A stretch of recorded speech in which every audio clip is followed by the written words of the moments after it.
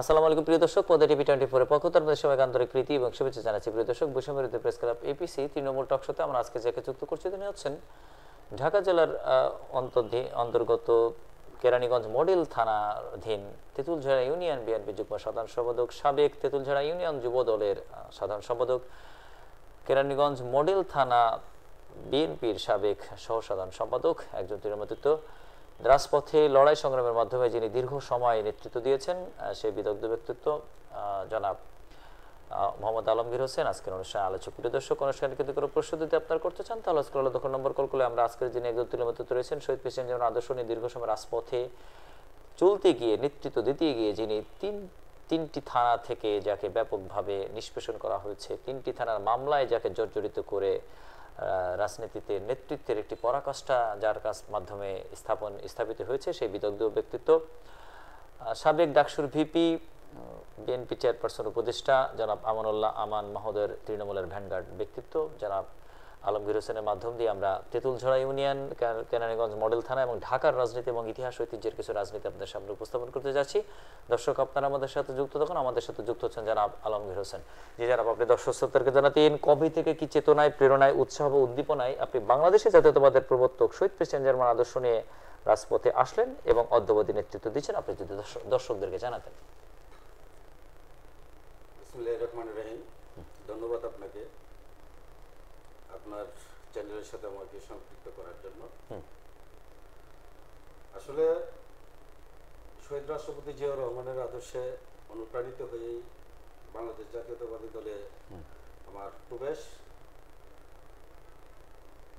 আমার পার্শ্ববর্তী থানা কেরানীগঞ্জ মডেল, অবিভক্ত কেরানীগঞ্জ থেকে বারবার নির্বাচিত সাংসদ, সাবেক মন্ত্রী, আমার রাজনৈতিক শিক্ষাগুরু, চেয়ারপারসনের অন্যতম উপদেষ্টা জনাব আমানুল্লাহ আমান সাহেব, ওনার হাত ধরেই বিএনপির রাজনীতিতে আমার পদচারণা।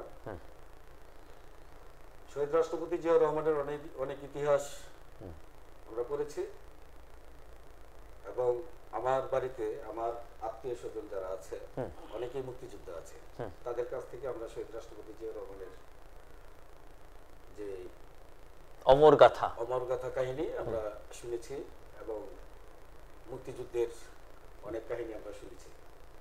যদিও মুক্তিযুদ্ধের সময় আমার জন্ম হয় নাই, কিন্তু যারা রণাঙ্গনে যুদ্ধ করেছে তাদের কাছ থেকে আমরা অনেক কিছু শুনেছি শহীদ রাষ্ট্রপতি জিয়াউর রহমান সম্বন্ধে। আমি একটু ৭১ যেতে চাই আপনার। জি, অবশ্যই দর্শকদের জন্য। শহীদ রাষ্ট্রপতি জিয়াউর রহমান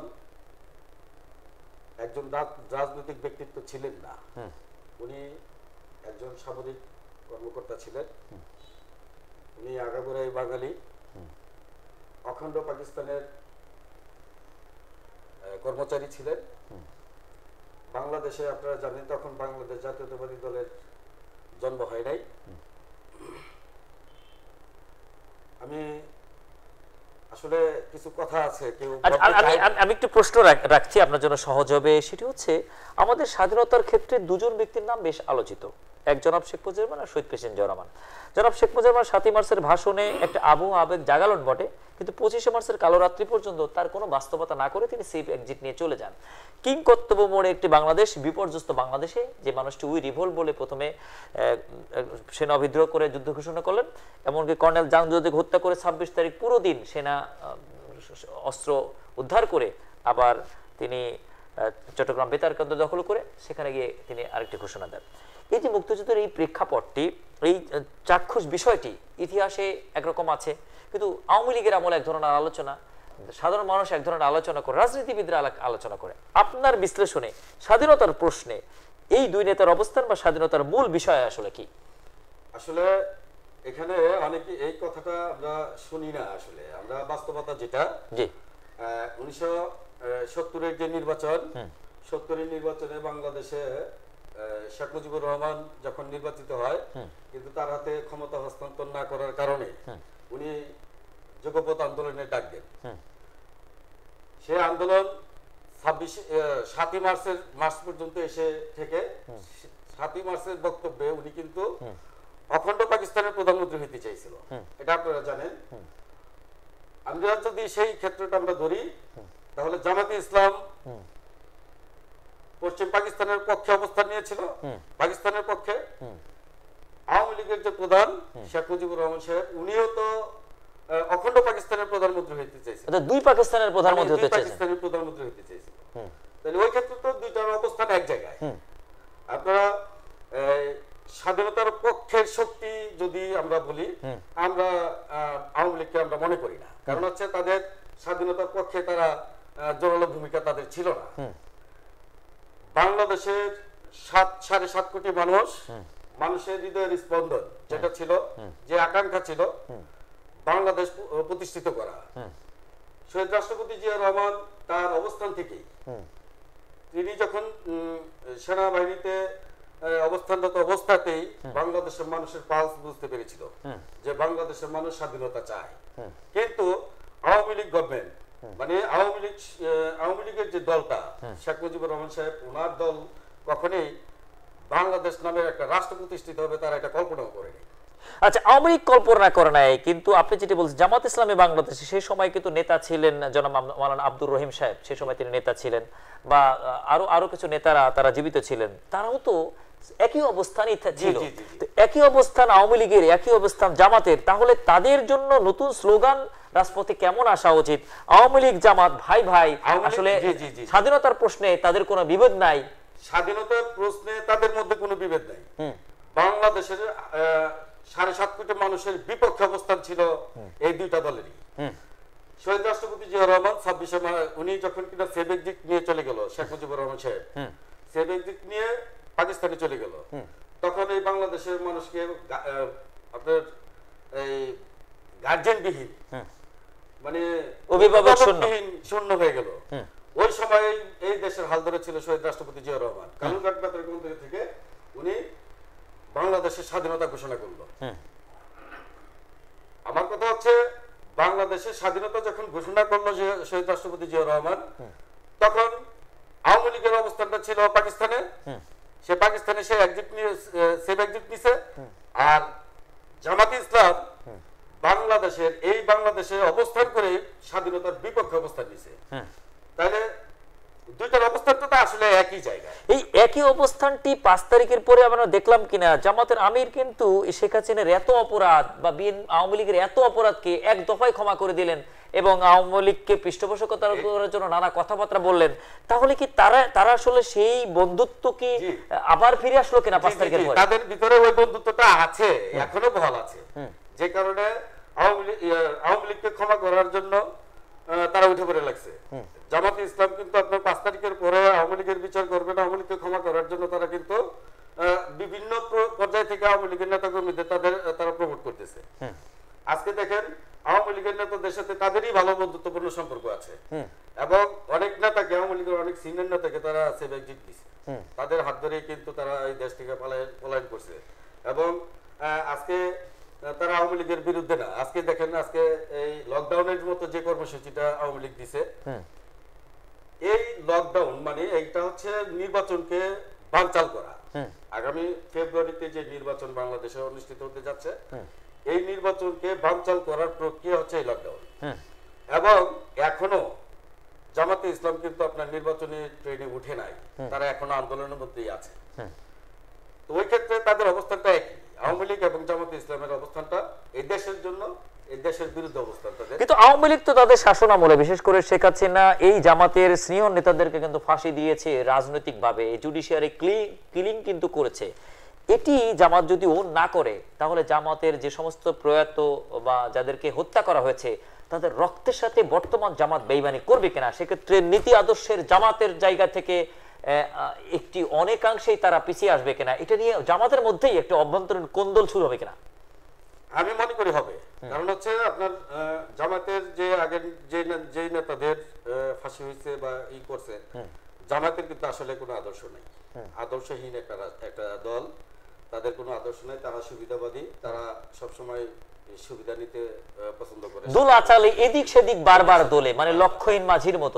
আসলে জামাতে ইসলাম বাংলাদেশের রাজনীতির প্রেক্ষাপটে কখনোই এককভাবে নির্বাচন করার মতো দল হয় নাই, তারা সে পর্যায়ে আসতে পারবে না। কারণ বাংলাদেশের মানুষ, এই রাষ্ট্রের জনগণ জামায়াতকে এখনো মেনে নিতে পারেনি। 71কে এখনো চাইলেই মুছে দেওয়া যায় না। সেই 71-এর এই কালো রাত্রি এখনো বাংলাদেশের মানুষ, এই বাংলাদেশের আপামর জনগণ এখনো ভুলে নাই জামায়াতকে বাংলাদেশে। আমি আরেকটি বিষয় টাচ করব। ৭২-এ ১০ জানুয়ারি জনাব শেখ মুজিবুর রহমানকে ব্যাপক স্বাগত জানালো এদেশের মানুষ এবং তারা তো ক্ষমতা হস্তান্তর করলো। ৭২ থেকে ৭৫ পর্যন্ত জনাব শেখ মুজিবুর রহমান বিভিন্ন বক্তব্য আমরা শুনেছি, সিরাজ সেজদা থেকে শুরু করে প্রায় ৩০,০০০ জাসদের নেতা কর্মীদের হত্যা করা হয়। আজ পর্যন্ত জামাতের পক্ষ থেকে আমরা কোনো কথা শুনিনি যে জনাব শেখ মুজিবুর রহমান জামাতের শত শত নেতাদেরকে, হাজার হাজার নেতাদেরকে হত্যা করেছেন, জাসদের নেতা গণবাহিনীকে হত্যা করছেন বা জাসদের নেতাদের হত্যা করছেন, অথচ জামাতের নেতাদেরকে হত্যা করছেন না। এক্ষেত্রেও আসলে সম্পর্কগুলি অটুট ছিল কিনা, এটা তারই বহিঃপ্রকাশ। আপনারা খেয়াল করে দেখবেন ৭২ থেকে ৭৫ পর্যন্ত এই ক্ষেত্রে আওয়ামী লীগ, বিএনপি কিন্তু, জামাত কিন্তু আজ পর্যন্ত বলে নাই যে ৭২ থেকে ৭৫ আওয়ামী লীগের নেতা শেখ মুজিব আমাদের এত নেতাকে হত্যা করেছে। না, এটা বলেনি, তারা কখনো বলবেও না। কারণ হচ্ছে, আমি তো একবারই বলছি আপনাকে, আওয়ামী লীগ এবং জামাত ইসলাম একই পথের পথিক। এই রাষ্ট্রের জন্য তাদের কোনো দায়বদ্ধতা নেই।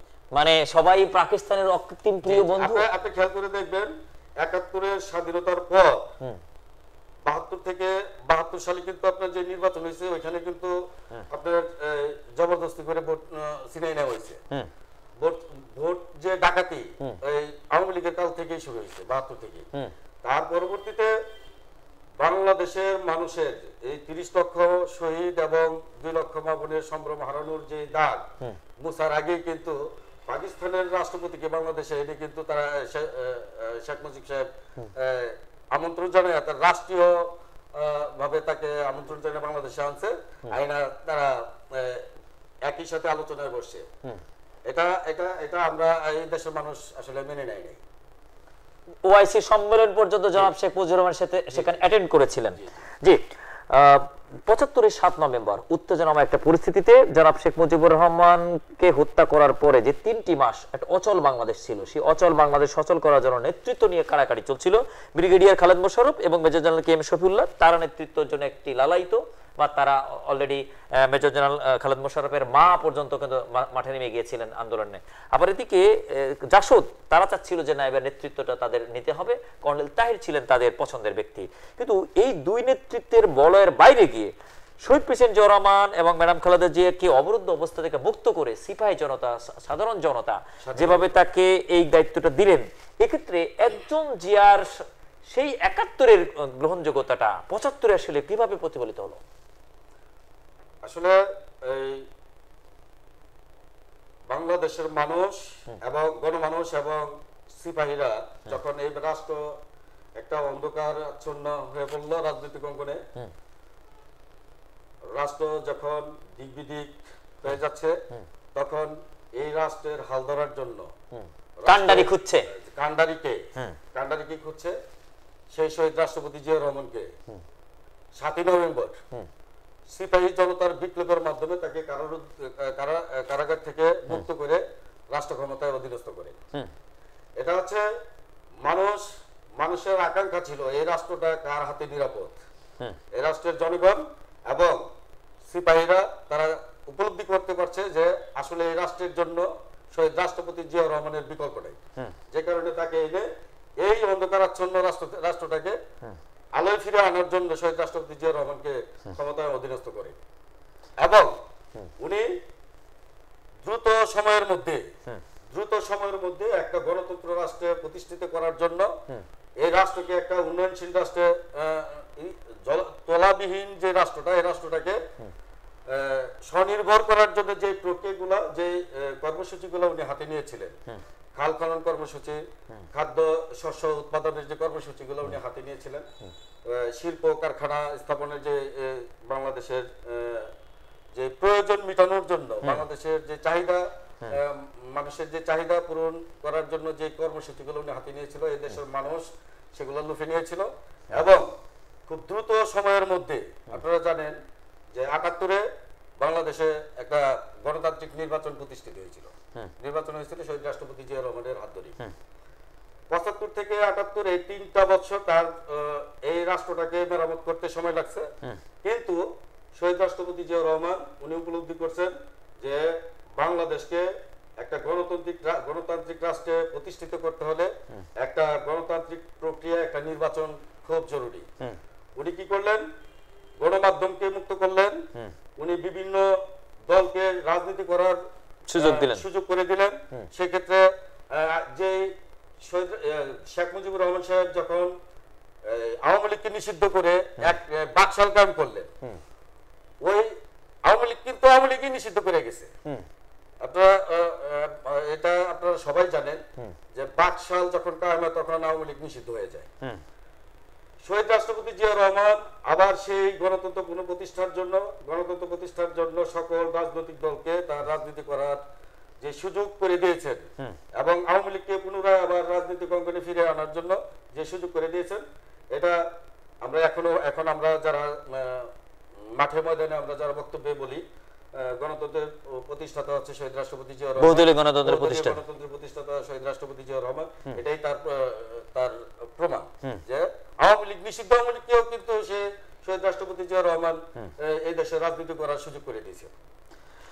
যে মানুষটি আওয়ামী লীগকে সুযোগ দিলেন এবং আওয়ামী লীগের সভানেত্রী শেখ হাসিনাকে দেশে আসার সুযোগ দিলেন, তিনি আসার মাত্র 13 দিনের মাথায় বাংলাদেশের সবচেয়ে বেশি প্রিয় মানুষটি, সবচেয়ে বেশি আবেগের মানুষটিকে হত্যা করা হয়। এই হত্যা নিয়ে ঐতিহাসিকভাবে নানা আলোচনা রয়েছে। সেনা ট্রাইব্যুনালে বিচার হলো, আজ পর্যন্ত বেসামরিক আদালতে বিচার ওঠেনি।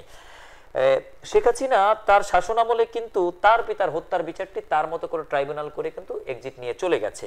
আজ পর্যন্ত বাংলাদেশের সবচেয়ে বেশি জনপ্রিয় মানুষের যে হত্যাটি হয়েছিল তা বেসামরিক আদালতের বিচার প্রয়োজনীয়তা আপনি অবলব্ধি করেন কিনা, হৃদয়ে আসলে একটি ক্রন্দন তৈরি হয় কিনা, এই মানুষটির বিচারহীনতা আপনারা মেনে নিতে পারেন কিনা? জি অবশ্যই, আমরাও চাই যে এটার বিচার হোক, এটা সঠিক তদন্ত করে সঠিক বিচারটা হোক, যারা অপরাধী তাদের বিরুদ্ধে বিচারটা হোক। এটা আমরা সাধারণ তৃণমূল থেকে আমরা এটা সব আমরা আওয়াজ তুলি যে শহীদ রাষ্ট্রপতি জিয়া রহমানের মতো একজন বাংলাদেশের রাখাল রাজা, যার হাত ধরে বাংলাদেশ আজকে স্বনির্ভর বাংলাদেশ, যার 19 দফা বাস্তবায়ন করে আজকে বাংলাদেশ স্বনির্ভর বাংলাদেশ হয়েছে, তার হত্যার বিচার আমরা অবশ্যই তৃণমূল থেকে চাই। 81 সালের পরে দুই নেত্রী বাংলাদেশ তৈরি হলো। দুই নেত্রী 45 বছর যাবত নেতৃত্বে আছেন। ব্যাটিং, বোলিং, ফিল্ডিং দুই নেত্রী করেছেন। বচন বাচন দিয়ে এদেশের মানুষের কাছে সমধিক পরিচিত রয়েছেন। দুই নেত্রীর আচার থেকে, বিচার থেকে, নেতৃত্ব থেকে, গুণাবলী থেকে, কথা থেকে, বার্তা থেকে দেশবাসী আসলে কি শিক্ষা গ্রহণ করেছে? আসলে আমরা যা রাজনীতি করি, আমাদের দলের চেয়ারপারসন দেশনেত্রী বেগম খালেদা জিয়া, শহীদ রাষ্ট্রপতি জিয়া রহমান যেমন গণতন্ত্র, বহুদলীয় গণতন্ত্র প্রবর্তন করেছিলেন, আপনারা খেয়াল করে দেখবেন বাংলাদেশ যতবারই একটা বিপদের সম্মুখীন হয় তখনই বাংলাদেশ জাতীয়তাবাদী দলের আবির্ভাব ঘটে। 75-এর পরে শহীদ রাষ্ট্রপতি জিয়া রহমানের হাত ধরে যেমন দেশ ঘুরে দাঁড়াতে শুরু করেছিল 81-র পর থেকে 90-তে 91-তে এসে 81 থেকে 90 সাল পর্যন্ত যে আন্দোলন হয়েছে ওই আন্দোলনের নেতৃত্ব কে দিয়েছে? শহীদ রাষ্ট্রপতি জিয়া রহমানের সহধর্মিণী দেশনেত্রী বেগম খালেদা জিয়া। উনি সামনে থেকে নেতৃত্ব দিয়েছেন। বাংলাদেশের গণতন্ত্র পুনঃপ্রতিষ্ঠার জন্য আবার খালেদা জিয়া কিন্তু নেতৃত্ব দিয়ে এই দেশকে আবার পুনর্গঠন করে 91 সালে সরকার গঠন করার পরে আবার যখন 2008 সাল থেকে 2024 পর্যন্ত যে দুর্নীতি, অরাজকতা, গুম, খুন, রাজধানী এগুলো যখন একনায়কতন্ত্রের প্রতিচ্ছবি আমরা দেখতে পাচ্ছি গত 16টা বছর, ফ্যাসিজম যে স্বৈরাচার সরকারে বাংলাদেশের মানুষের ঘাড়ে চাপে বসছে, ঠিক তখন দেশনেত্রী বেগম খালেদা জিয়া তার অবস্থান থেকে সে গণতন্ত্রের পক্ষে তার এই বৃদ্ধ বয়সে এসে এদেশের মানুষের কথা ভেবে সে দেশের বাইরে যান নাই, এই স্বৈরাচারের সাথে আপোষ করেন নাই। উনি জেল খেটেছেন এই বয়সে এসে উনি এই দেশের মানুষের জন্য কেঁদেছেন, এই দেশের মানুষের পক্ষে উনি দাঁড়াইছেন সামনে এসে। এখন দেশনেত্রী বেগম খালেদা জিয়ার অবস্থানটা এমন একটা জায়গায় গিয়ে পৌঁছেছে, দলমত নির্বিশেষে গণতন্ত্রের প্রতিচ্ছবি হচ্ছে দেশনেত্রী বেগম খালেদা জিয়া। উনি অন্যায়ের সাথে আপোষ করেন নাই। উনি চাইলে অনেক ভালো থাকতে পারতেন, উনি যদি আপোষ করতেন উনি অনেক ভালো থাকতে পারতেন, ওনার জেল কাটা লাগতো না। তো উনি কি করছে এই দেশের মানুষের কথা চিন্তা করে বিপরীতে শেখ হাসিনা শেখ হাসিনার বিপরীতে যখন দাঁড়ায় উনি অবস্থান নিয়েছেন, আপনারা খেয়াল করে দেখবেন সংসদে দাঁড়ায় এই পর্যন্ত শেখ হাসিনার যতগুলো বক্তব্য আছে আপনারা দেখবেন ওনার মুখের ভাষা, ওনার যে অ্যাটিটিউড গুলা, এটা খুব দুঃখজনক। এটা একটা রাষ্ট্র প্রধানের এই ধরনের ভাষা হইতে পারে না। উনি সংসদে দাঁড়ায় শামীম ওসমানের মতো একজন দুর্দর্শ সন্ত্রাসীকে পাহারা দেন। তাহলে আর বাংলাদেশের শীর্ষ সন্ত্রাসীরা এই আওয়ামী লীগ গভর্নমেন্ট অবস্থা থাকতেই শীর্ষ সন্ত্রাসীরা কিন্তু নিরাপদে জেলখানা থেকে বাইরে নিরাপদে চলে গেছে, বিদেশে চলে গেছে। তাহলে বাংলাদেশে সন্ত্রাস দমনের জন্য দেশনেত্রী বেগম খালেদা জিয়ার নেতৃত্বে র্যাব গঠন করে কিন্তু বাংলাদেশে সন্ত্রাস দমন করা হয়েছিল। সেটাকে পুঁজি করে শেখ হাসিনা সেই সুযোগে এই দেশের মানুষের উপর নির্যাতন নিষ্পেষণ চালাইছে। সেটাকে পুঁজি করে সেটা সঠিক ব্যবহারটা শেখ হাসিনা করেনি। আপনার বাংলাদেশে খালেদা জিয়া এবং শেখ হাসিনা দুইজন রাজনীতির যে অবস্থান, দুই মেরুতে, উত্তর মেরু দক্ষিণ মেরু। এখানে বাংলাদেশের রাজনীতিতে খালেদা জিয়ার বিকল্প নাই। দেশনেত্রী বেগম খালেদা জিয়া হচ্ছে একটা সুষ্ঠু রাজনীতির ধারা বহমান রাখার জন্য দেশনেত্রী বেগম খালেদা জিয়াই যথেষ্ট। কিন্তু শেখ হাসিনা তো তাদের নেতাকর্মী দ্বারা জননেত্রী উপাধি নিয়ে এবং রোহিঙ্গা ইস্যুকে কাজে লাগিয়ে মাদার অফ হিউম্যানিটি নিয়ে তিনি তো নোবেলের জন্য খুবই আকাঙ্ক্ষিত ছিলেন। নোবেল কেন তাকে দেওয়া হলো না, এই জন্য ডক্টর মোহাম্মদ ইউনূসের প্রতি এতটাই বীতশ্রদ্ধ ছিলেন যে ডক্টর মোহাম্মদ ইউনূস একজন বিদগ্ধ জন নিজের এজলাসে ওঠার জন্য 9 তলা বা 8 তলার লিফট পর্যন্ত বন্ধ করে দিয়েছেন। সেই শেখ হাসিনার পরিণতি দেশবাসী বিশ্ববাসী কিভাবে দেখছে এবং ম্যাডাম খালেদা জিয়া দেশনেত্রী, আপসী নেত্রী, দেশমাতা, গণতন্ত্রের মাতা 4টি উপাধিতে ধারণ করে যিনি পিস ফর ডেমোক্রেসির জন্য ভূমিকা রাখলেন, তার মতো ভূমিকা রেখেই বা তার কাছাকাছি ভূমিকা রেখে ইতিপূর্বে অনেক নোবেলের উঠেছে। আমরা দেখতে পাই নেলসন ম্যান্ডেলা হয়েছেন, অং সান সু চি হয়েছেন, ইথিওপিয়ার প্রধানমন্ত্রী আবিই আহমেদ নোবেল লরিয়েট হয়েছেন। তো পিস ফর ডেমোক্রেসির ক্ষেত্রে নিবেদিত থাকলে যে নোবেল লরিয়েট হওয়া যায় ইতিহাস বিচ্ছে রয়েছে। তো সেক্ষেত্রে ম্যাডাম খালেদা জিয়া সেক্ষেত্রে কতটা এগিয়ে আছে, আর শেখ হাসিনাকেই বা কেন বিশ্ব আসলে তাকে বয়কট করলো? আসলে বিষয়টা আপনি রাষ্ট্রের সাধারণ মানুষকে নির্যাতন গুম খুন করে আপনি কিভাবে নোবেল অন্য একটা রাষ্ট্রের মানুষকে আপনার এখানে জায়গা দিয়ে আপনি নোবেল পুরস্কার চাইবেন, এটা তো হইতে পারে না। শাপলা চত্বরের মতো ঘটনা বাংলাদেশে করছে, এই বিজয় বিদ্রোহের মতো বাংলাদেশে করছে এই শেখ হাসিনা থাকা অবস্থায়। গত 16 বছর মানুষ দুর্নীতির করাঘাতে সাধারণ মানুষ দ্রব্যমূল্যের ঊর্ধ্বগতি তার কাঁধে নিয়ে ঘুরছে, মানুষ গুম হয়েছে, আয়নাগর যেখানে আছে ওইখানে এইগুলো আপনি কইরা আপনি নোবেল লরিয়েট হবেন, নোবেল লরিয়েট হয়ে যাবে এই পার্শ্ববর্তী রাষ্ট্রের মানুষকে এখানে জায়গা দিয়ে, এটা বড় হাস্যকর বিষয়। আর পাল্টা যে খালেদা জিয়ার যে বিষয়টা, গণতন্ত্র মনে লালন পালন করা এবং তার বাস্তবে রূপ দেওয়া, গণতন্ত্রের জন্য যে যুদ্ধ করা, এই যুদ্ধটা জিয়া পরিবারই করেছে। বিগত দিনে শহীদ রাষ্ট্রপতি জিয়া রহমান করছেন, খালেদা জিয়াও করতেছে। এখন অবধি উনি গণতন্ত্রের জন্য প্রতিচ্ছবি হিসেবে দেশনেত্রী বেগম খালেদা জিয়া আছেন বাংলাদেশে, তার বিকল্প নাই। 2000 সালের পর থেকে জনাব তারেক রহমান মাঠে আসলে আমি একটু বলবো, আমরা প্রত্যাশা করব গণতন্ত্র যে গণতান্ত্রিক যে আন্দোলন, দেশের আপামর সাধারণ মানুষের পক্ষে যে আন্দোলন দেশনেত্রী বেগম খালেদা জিয়া করেছেন, যে মানবতা, কি বলবো এটাকে, মানবিক যে বিষয়গুলা, মূল্যবোধের যে জায়গাটি বা গণতান্ত্রিকতা বা শান্তির জন্য গণতন্ত্র বা মানুষের শান্তির জন্য নিজের অনেক কিছু ত্যাগ স্বীকার করা, এটার জন্য আমরা বাংলাদেশের যে গণতন্ত্র আন্দোলনের বা গণতন্ত্র প্রতিষ্ঠার জন্য যে দেশনেত্রী বেগম খালেদা মূর্ত প্রতীক হিসেবে তার যে ত্যাগ তিতিক্ষা, আমরা প্রত্যাশা করি যে আগামীতে ইনশাআল্লাহ দেশনেত্রী বেগম খালেদা জিয়া নোবেল লরিয়েট হবেন। এটা আমরা সাধারণ মানুষ হিসেবে আমরা প্রত্যাশা করি। জি, জনাব তারেক রহমান বগুড়া জেলার গাবতলী উপজেলা বিএনপির সদস্য থেকে যিনি এখন ভারপ্রাপ্ত চেয়ারম্যানের দায়িত্ব পালন করছেন, রাজপথে জনাব তারেক রহমানকে কোনো অবস্থাতে কুসমাস্তীর্ণ পথ রাখা হয় না, তার জন্য কাটা বিছিয়ে রাখা হয়েছিল। শেখ হাসিনা তার রাজনৈতিক উত্তরসূরি ঠিক করার জন্য, তারেক রহমানকে থামানোর জন্য 111-এর মাধ্যম দিয়ে তাকে শারীরিকভাবে অ্যাসল্ট করানো, জোর করে মুসলিকা আদায় করে দেশ থেকে বিদেশে পাঠানো থেকে শুরু করে এমন কোনো হেন কাজ নাই যা তিনি করেন নাই বিভিন্ন মাধ্যমে। বিপরীতে তার সন্তানকে সুপ্রতিষ্ঠিত করার জন্য রংপুর জেলা আওয়ামী লীগের 1 নম্বর সদস্য, রংপুর জেলা পীরগঞ্জ থানা কমিটিতে 1 নম্বর সদস্য করে সজীব জয়কে প্রতিষ্ঠা করতে চেয়েছেন। তার পুত্রকে রাজপথে রাজনীতি করার জন্য একেবারে লাল গালিচা বিছিয়ে দিয়েছেন। রাজনীতিতে নেতৃত্ব কি কাটা বিছানো পথে হয়, নাকি নেতৃত্বের গুণাবলী আসলে ফুলেল বিছানা থেকে হয়? আসলে এগুলা পেরিয়ে আসতে হয়। এগুলা আসলে রাজনীতি করতে গেলে বাধা বিঘ্ন আসবে, এটাই স্বাভাবিক। আমরা যেটা জানি বা আপনারা জানেন, দেশনেত্রী বেগম খালেদা জিয়া শহীদ রাষ্ট্রপতি জিয়া রহমানের পরিবার আগাগোড়া একজন মুসলিম পরিবার। দুটা পরিবারের অবস্থানটাই আসলে দুই মেরুতে। দেশনেত্রী বেগম খালেদা জিয়া একটা কথা বলেছেন, আমরা ইসলাম প্রতিষ্ঠার জন্য রাজনীতি করি না, তবে যারা ইসলাম প্রতিষ্ঠার জন্য রাজনীতি করে তাদের পক্ষে আমরা থাকবো। দেশনেত্রী বেগম খালেদা জিয়া এই কথাটা কিন্তু বহুবার বলছেন, এবং সেই কথাটা আমরা এখনো শুনতে পাই। মামুনুল হক সাহেব মাঝে মধ্যে বক্তব্যের মধ্যে এই কথাটা বলে। শহীদ রাষ্ট্রপতি জিয়া রহমানের পরিবার একটা নম্র, ভদ্র এবং দেশপ্রেমিক পরিবার।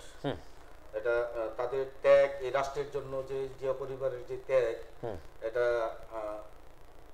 মানে অকল্পনীয়। এটা চাইলেই কেউ করতে পারে না, এটা অনেক বড় মনের ব্যাপার। আপনি খেয়াল করে দেখবেন, এত অত্যাচার নির্যাতনের পরেও দেশনেত্রী বেগম খালেদা জিয়ার মুখের তার যে অ্যাটিটিউড, তার যে অবস্থান, তার যে কথাবার্তা দেশের মানুষকে আকৃষ্ট করে।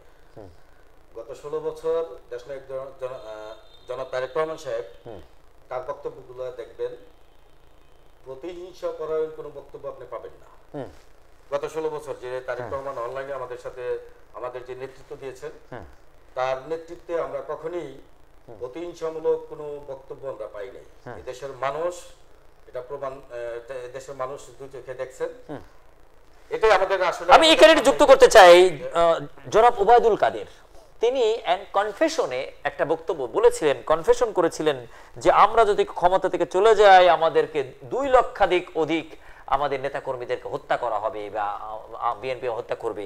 সেই জায়গায় একটি রাজনৈতিক হত্যাও না হওয়াটা জনাব তারেক রহমানের রাজনৈতিক কত বড় দূরদর্শিতা।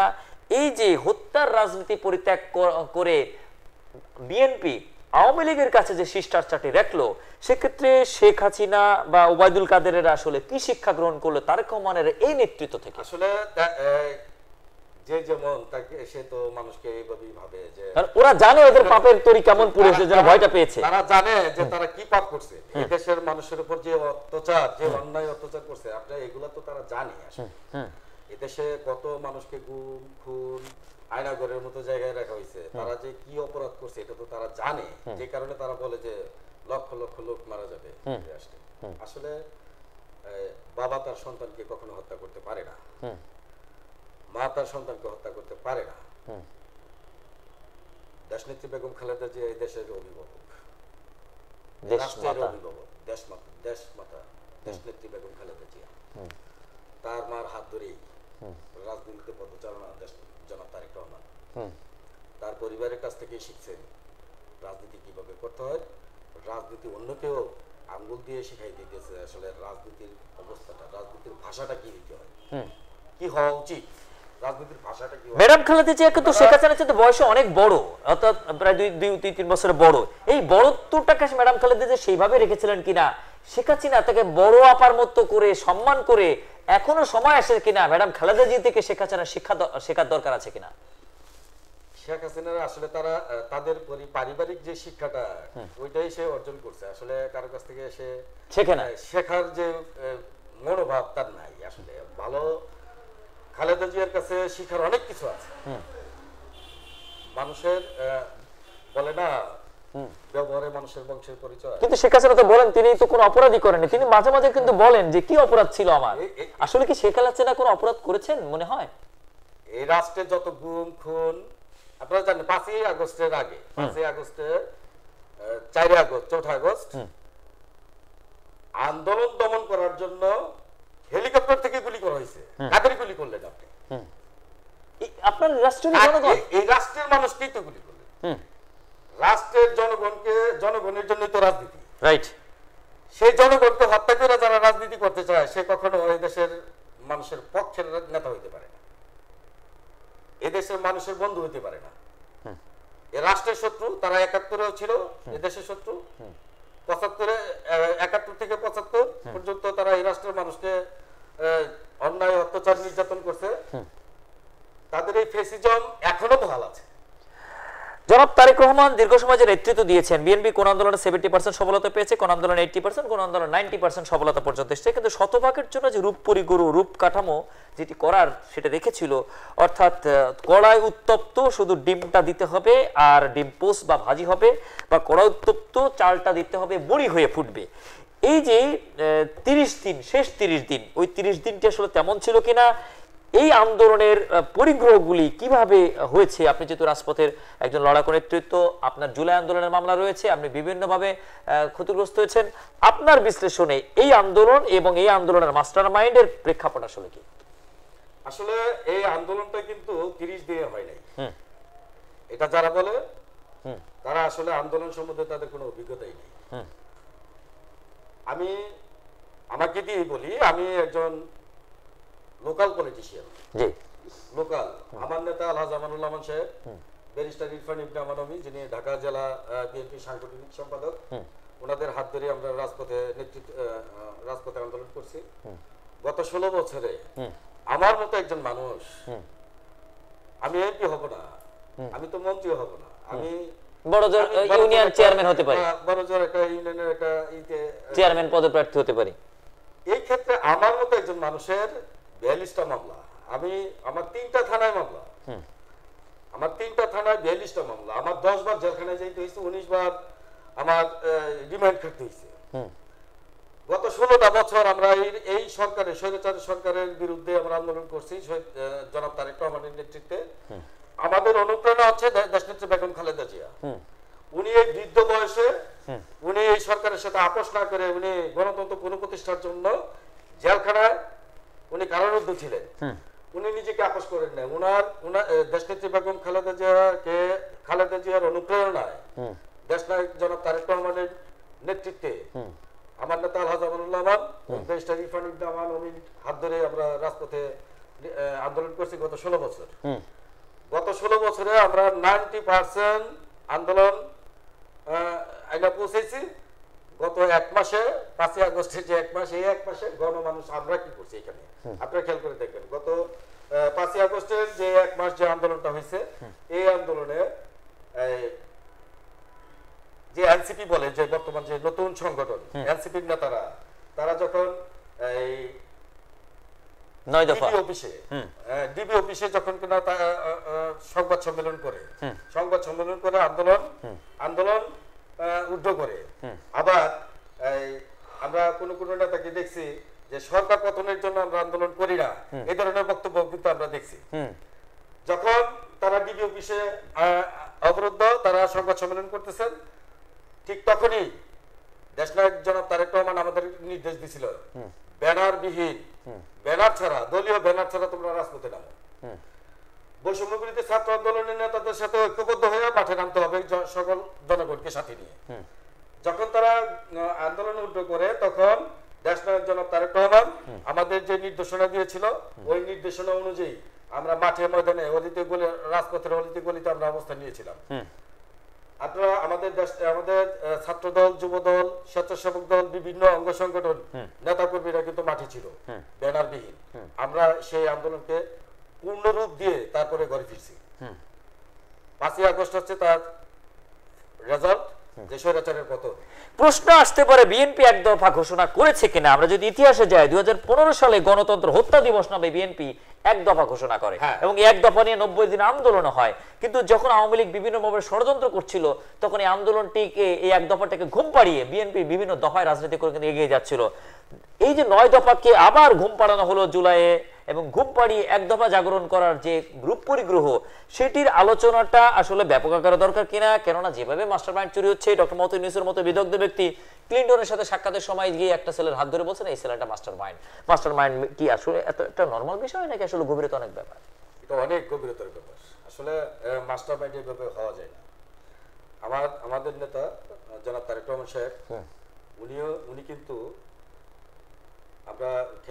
আমরা দেখছি যে যখন ছাত্রদের গ্রেফতার করে থানায় নিয়ে যাচ্ছে, প্রশাসন থানায় নিয়ে যাচ্ছে, দেশনায়ক জনাব তারেক রহমান সাহেব ইউনিভার্সিটির টিচারদের ফোন করে তাদের মাঠে নামায় এবং ছাত্রদের থানা থেকে ছুটে আনার জন্য ওই শিক্ষকদের বিভিন্নভাবে তাদের ওই থানায় পাঠায় যে তারা ছাত্রদের জন্য তারা ছুটে আনে এবং আন্দোলনের মাঠের জন্য তারা থাকে।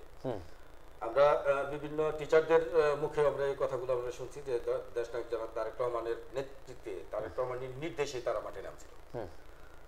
অতএব আসলে তারেক রহমান নিজেও বলছে আসলে বিএনপি এমন একটা দল, জনাব তারেক রহমান এবং খালেদা জিয়া তারা কখনো কৃতিত্ব নিতে চায় না, যে সফল একটা আন্দোলন সফল হয়েছে এটাই হচ্ছে বড় বিষয়। কৃতিত্ব না দিতে চা, কিন্তু সেই জামাত ইসলামের আমির তো তিনি বললেন যে আন্দোলনের প্রধান ভূমিকায় ছিলেন জনাব তারেক রহমান। এই স্মরণের পরেও যখন নানাজনে ক্রেডিট দাবি করে, এটি আসলে মানে বালখিলতা কিনা? এখানেই সফলতা আমাদের, এখানে দেশনায়ক জনাব তারেক রহমানের সফলতা যে আসলে আমি যে কাজটা ভালো করছি এটা অন্যকে বলতে হবে, অন্য কেউ যদি বলে তাহলে ভালো। আমার কথা হচ্ছে তারেক রহমান যে কাজটা করছে এটা আমি ধন্যবাদ জানাই শফিকুর রহমানকে, তিনি উপলব্ধি করতে পারছেন যে এই আন্দোলনের মাস্টারমাইন্ড জনাব তারেক রহমান। সেটা আমরাও মনে করি যে তারেক রহমানই আসলে মাস্টারমাইন্ড, কারণ তার নির্দেশেই গত 16টা বছর আমরা রাজপথে কাজ করছি। দেশনায়ক জনাব তারেক রহমানের নেতৃত্বে আমরা রাজপথে আন্দোলন করছি গত 16 বছর আন্দোলনের ফসল হচ্ছে 5ই আগস্ট এখানে ছাত্র জনতার যে আন্দোলন, সেই আন্দোলনে আপনি খবর নিয়ে দেখবেন যে মানুষগুলা রাজপথে মাঠে নামছে তাদের পরিবার কারা। ওই সকল আপনি আমার পরিবার থেকেও 5-7 জন ছেলেপেলে আছে, ছাত্র আছে যারা বৈষম্যবিরোধী ছাত্র আন্দোলনের সাথে সম্পৃক্ত ছিল। কারণ হচ্ছে তারা এই রাষ্ট্র বিরোধী আন্দোলনে আমাদের দেখে কিন্তু তারা এটা অনুপ্রাণিত হয়েছে। এরকম হাজার হাজার লক্ষ লক্ষ ছাত্ররা এই বিএনপি পরিবার থেকেই এই আন্দোলনের মাঠে ছাত্র আন্দোলনের যে রূপটা দেওয়া হয়েছে, ওই ছাত্র আন্দোলনে সম্পৃক্ত হয়েছিল বিএনপি পরিবারের ছাত্ররাই। তারুণ্যের প্রথম ভোট এই ধানের শীষের পক্ষে হোক, এটি নিয়ে আগামী দিনের প্রতিবদ্ধ। 300 আসনে বিএনপি প্রার্থিতা ঘোষণার জন্য কাজ করেছে। সিংহভাগ আসনে প্রার্থিতা ঘোষণা হয়ে গেছে। ঢাকা 3-এর নন্দিত মুখ হিসাবে জনাব আমানুল্লাহ আমান মহোদয়কে ঢাকা 2-এর নন্দিত মুখ হিসেবে তাকে মনোনীত করা হয়েছে। ইতিপূর্বে তিনি প্রতিমন্ত্রী হিসেবে দায়িত্ব পালন করেছেন। ডাকসুর নন্দিত মুখকে আপনি দীর্ঘ সময় যাবৎ ওন করেন এবং তার নেতৃত্বেই আপনার 42 দফা আপনার উপরে গেছে। আপনি আপনার জায়গা থেকে কি মনে করছেন আগামী দর্শক নির্বাচনে ঢাকা 2-এর নন্দিত মুখ ডাকসুর সাবেক ভিপি, সাবেক প্রতিমন্ত্রী, বিএনপি চেয়ারপারসন উপদেষ্টা জনাব আমানুল্লাহ আমানের এই নিরঙ্কুশ বিজয়ের সাথে সাথে পূর্ণ মন্ত্রিত্বের প্রত্যাশা আপনাদের কেমন? আপনারা জানেন যে 91 যে আন্দোলন, যে নির্বাচন, ওই নির্বাচনে আমার নেতা আলহাজ আমানুল্লাহ আমান সাহেব উনি ছাত্র জীবনে উনি নির্বাচন করেছিল। এখানে 36,000 ভোট বেশি পেয়ে উনি পাশ করেছিল। মোস্তফা হোসেন মন্টু আওয়ামী লীগের এমপি ছিলেন, তার বিরুদ্ধে উনি আসলে মানে হেভিয়েট নেতা ছিলেন, ক্যান্ডিডেট ছিলেন। তার বিরুদ্ধে এই কেরানীগঞ্জের মানুষ আমানুল্লাহ আমান সাহেবকে ভালোবেসে ওনাকে বিজয়ী করে 91-তে সংসদে পাঠান। তারপর থেকে ওনার ফেল নাই, আসলে উনি পরাজিত হন নাই কখনো। আমানুল্লাহ আমান সাহেব কেরানীগঞ্জের গণমানুষের নেতা, মামাটি মানুষের নেতা, অন্ধকার কেরানীগঞ্জকে আলোকিত করেছেন। এই আমানুল্লাহ আমানের হাত ধরেই কিন্তু কেরানীগঞ্জে রাস্তাঘাট, স্কুল, কলেজ, মাদ্রাসা, বিদ্যুৎ, একটা আসনকে, একটা জায়গাকে উন্নয়ন করার জন্য যত কাজ আছে প্রত্যেকটা কাজের সাথে আমানুল্লাহ আমান সাহেব ওনার হাত দিয়ে গেছে। আপনি আজকে এই ব্রিজটা দেখেন, কদমতলী ব্রিজ, ঢাকা থেকে কেরানীগঞ্জের যে সংযোগ রাস্তা ব্রিজটা, এই ব্রিজটা আমানুল্লাহ আমান সাহেব করছেন। দেশনেত্রী বেগম খালেদা জিয়ার উনি উদ্বোধন করেছেন। আমান ভাই যখন কিনা এমপি হন, ও এমপি হওয়ার পরে উনি ওইটা করেন, তারপরে বসিলা ব্রিজ করছেন, তারপর আমাদের এই যে এখান দিয়ে যে রাস্তাটা, এখানে রাস্তা ছিল না, এটা তো জমি ছিল, পুরো মাঠ ছিল, জমি ফসলি জমি ছিল। আমরা আমান ভাই যখন কিনা এখানে রাস্তার কাজগুলো করতে আসে এই দেশের মানুষ, আমরা কিন্তু আসলে আমান ভাইকে ভোট দিতে পারি নাই, আমরা আসলে ছিলাম ভিন্ন। কেরানীগঞ্জে যাওয়ার জন্য আমান ভাই যখন কিনা আপনারা ঢাকা 19 এর মধ্যে ছিলেন, আমরা তখন 19-এ ছিলাম। আমান ভাই চাওয়া মাত্রই এই দেশের মানুষ মানে মন খুইলা মানে ওনাকে ভালোবাসেই এই রাস্তাটা করে দেন, উনি রাস্তার জায়গা দিয়ে দেন। উনি আমান ভাই, আমার বাবা ইমতাজ আলী সাহেব এই ওয়ার্ড বিএনপির সভাপতি, ওনার বয়স 100 বছর বয়স, উনি এখনো ওয়ার্ড বিএনপি সভাপতির দায়িত্বে আছেন। ওনার হাত ধরে উনি আমার বাবা আমানুল্লাহ আমান সাহেবের পাশে থেকে এই রাস্তাগুলা জমির উপর দিয়ে রাস্তাগুলো বাইর করে দেন। আমান ভাই যখন কিনা এই রাস্তাটা নেন, নেওয়ার পর আলিপুর যে ব্রিজ, ইটাপাড়া ব্রিজ, এই ব্রিজটা যখন হয়েছে এই পর্যন্ত এই ব্রিজের কোনো টুল লাগেনি। এই দেশের মানুষ টুল ফ্রি একটা ব্রিজ এখানে এটা হওয়ার পরে এই হরযোধপুর আমাদের এই অঞ্চলগুলা ডেভেলপ হয়েছে। আসলে উন্নয়ন বলতে আমরা আমানুল্লাহ আমান সাহেবকেই জানি। উনি অন্ধকার কেরানীগঞ্জে আপনার গ্যাসের ব্যবস্থা করে দিয়েছেন, যেখানে রাস্তাঘাট ছিল না ওখান দিয়ে উনি প্রত্যেক গ্রামের পাশে দিয়ে রাস্তা, এই রাস্তাগুলোই গত 16 বছর আওয়ামী লীগ সরকার এই রাস্তার উপর দিয়ে ঝাড়ামোছা করে গেছে। আসলে তারা নতুন করে কোনো কিছু করতে পারে নাই। তবে আমান ভাই একটা কথা বলছে যে তেঁতুলজোড়া, ভাকুরটা, আমিন বাজার এই 3টা ইউনিয়ন আমান ভাইয়ের নতুন আসনের নতুন অন্তর্ভুক্ত হয়েছে। এই জায়গায় 3টা ইউনিয়নে আপনার যত উন্নয়ন আছে, উন্নয়নমূলক কাজগুলো উনি করবেন, তারপরে কেরানীগঞ্জের উন্নয়ন করবেন আমান ভাই বলছে। আমান ভাই যেটা বলে, আমাদের নেতা আলহাজ আমানুল্লাহ আমান দানেশ মনোনীত প্রার্থী ঢাকা 2, উনি যেটা বলেন সেটা করে এদেশের মানুষ আমরা বিশ্বাস করি এবং জানি। সেক্ষেত্রে তার পুরস্কার আসলে কি প্রত্যাশা করছেন? বিএনপিতে যদি সরকার গঠন করে 60টি মন্ত্রণালয় রয়েছে এবং 60টি ফুল মিনিস্টারের সুযোগ রয়েছে, আমি সেখানে যাচ্ছি। বিগত দিনে সর্বশেষ নির্বাচনে আমান ভাই 82 ভোট ব্যবধানে বেশি পায়া পাস করে। আমাদের এবার টার্গেট আছে যে 2 থেকে 1.5 লক্ষ ভোট, 1.5 থেকে 2 লক্ষ ভোট ব্যবধানে আমান ভাই এবার ইনশাআল্লাহ জয়ী হয়ে বেশি পাইয়া সংসদে যাবেন এবং পূর্ণ মন্ত্রিত্ব পাবেন এবং সারা বাংলাদেশে ওনার পরিচিতি আছে। ওনাকে আমান ভাইকে যে মন্ত্রণালয়ের দায়িত্বই দিবে ওই মন্ত্রণালয়ের কাজ হবে ইনশাআল্লাহ স্বতঃস্ফূর্তভাবে। জনাব তারেক রহমান দীর্ঘ 17 বছর পরে আন্তর্জাতিক একটি গণমাধ্যমে তিনি ঘণ্টাব্যাপী আলোচনা করেছেন। বিবিসি বাংলার যে সাক্ষাৎকারে তিনি তার আবেগ জাগিয়েছেন, বিবেক জাগিয়েছেন এবং দেশ এবং দশের কাছে যেভাবে তিনি নন্দিত হতে পেরেছেন নতুন করে।